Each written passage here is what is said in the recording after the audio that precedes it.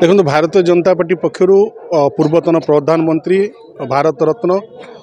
अटल बिहारी वाजपेयी जो शतवार्षिक December 2024 December 25 तारीख रु डिसेम्बर 25 2025 पर्यंत ये पालन होब से परिप्रेक्षी में आम जिले में आज ये अवसर को पालन करा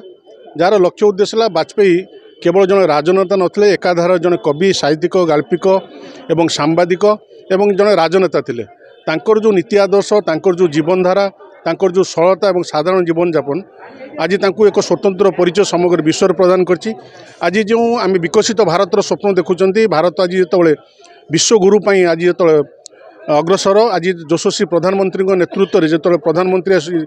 परिकल्पना कर 2047 मसीहा सुधा भारत को विकसित राष्ट्र में परिणत करेंगे तार मूलदुआ तार भित्तिभूमि स्थापन करते स्वर्गत अटल बिहारी वाजपेयी से महात्मा जो शतवार्षिक को भारतीय जनता पार्टी आरंभ सहित पालन कर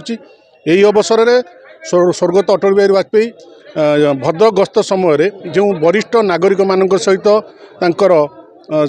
संस्पर्श आसते से किसी वरिष्ठ नागरिक आज भारतीय जनता पार्टी पक्षर सम्मानित संबर्धित करा